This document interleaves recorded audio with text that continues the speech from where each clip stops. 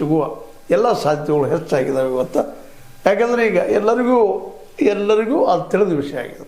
ಆ ದಿಶೆಯಲ್ಲಿ ಇವತ್ತು ಮುಖ್ಯವಾಗಿ ರಮೇಶ್ ಕತ್ತಿಯವರು, ಅವ್ರ ಜೊತೆಗೆ ನಮ್ಮ ಲಕ್ಷ್ಮಣ್ ಸವದಿಯವರು ತಮ್ಮ ಭಾಗದಲ್ಲೇ, ಮತ್ತು ಕಾಗೆ ಅವರು, ರಾಜು ಕಾಗೆ ಅವರು ತಮ್ಮ ಭಾಗದಲ್ಲಿ ತಾವಪ್ಪ ಈಗ ನಮ್ಮನ್ನು ಉಳಿಸ್ಕೊಳ್ಬೇಕು ಅನ್ನುವಂಥ ನಿರ್ಧಾರಕ್ಕೆ ಬಂದ ಅಲ್ಲಿ ಜನರೊಂದಿಗೆ ಸಂಪರ್ಕ ಮಾಡೋದು, ಬೇರೆದು ಭೇಟಿ ಆಗೋದು, ಮತ್ತು ಅದೇ ಕಾಲಕ್ಕೆ ಇನ್ನೊಂದು ನಿಮ್ಗೆ ಗೊತ್ತಿದೆ, ಪ್ರಚಾರ ಅನ್ನೋದು ಭಾಳ ಮಹತ್ವದ್ದು ಇರ್ತದೆ.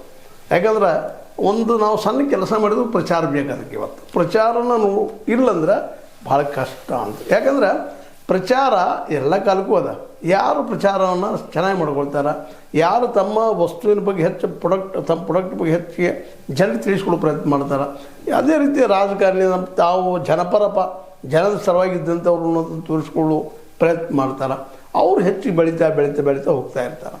ಆ ದಿಶೆಯಲ್ಲೇ ಇವತ್ತು ಜಾರಕಿಹೊಳಿ ಸಹೋದರರನ್ನ ಅರ್ಥ ಮಾಡಿಕೊಂಡು ಸಹಜವಾಗಿನ ಈ ಒಂದು ಮೀಡಿಯಾ ಜೊತೆ ಸಂಪರ್ಕ ಚೆನ್ನಾಗಿ ಇಟ್ಕೊಂಡು ಇವತ್ತು ಏನಪ್ಪ ಅಂದ್ರೆ ಆ ಮೀಡಿಯಾನ ದುಡಿಸ್ಕೊಳ್ಬೇಕು ಯಾವ ರೀತಿ ಅನ್ನುವಂಥದ್ದು. ಯಾಕಂದರೆ ಇದು ವಿಶೇಷವಾಗಿ BJPಗರಲ್ಲೇ ಭಾಳ ಮನೆ ಮಾಡಿದಂಥ ವಿಷಯ ಆಗಿದೆ. ನೋಡಿರಿ, ಒಂದು ಮೊದಲಿಗೆ ಅವ್ರು ತೊಗೊಂಡಿದ್ದು ಸೋಷಿಯಲ್ ಮೀಡಿಯಾ ಮೂಲಕ ಇವತ್ತು ಇಡೀ ಮೀಡಿಯಾವನ್ನು ತಮ್ಮ ಕಬ್ಜಕ್ಕೆ ತೆಗೆದುಕೊಂಡಿದ್ದಾರೆ ಇವತ್ತು ಮೋದಿ ಮತ್ತು BJP ಸರ್ಕಾರ.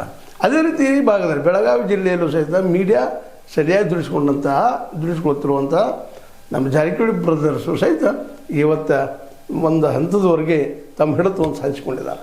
ಅದೇ ರೀತಿ ಇದು ಗೊತ್ತು ಮಾಡ್ಕೊಳ್ಳೋದು ಸ್ವಲ್ಪ ಲೇಟ್ ಮಾಡಿದ್ರೂ ಗೊತ್ತಿಲ್ಲ. ಬಟ್ ಈಗ ಮಾತ್ರ ಅಲರ್ಟ್ ಆಗಿರುವಂಥ ರಮೇಶ್ ಕತ್ತಿಯವರು ಸಾಧ್ಯಷ್ಟು ಮಟ್ಟಿಗೆ ತಮ್ಮ ರಾಜಕೀಯ ಧೋರಣೆಗಳನ್ನು ತಾವೇನು ಮಾಡ್ತಾಯಿದ್ದೀವಿ, ಜನರು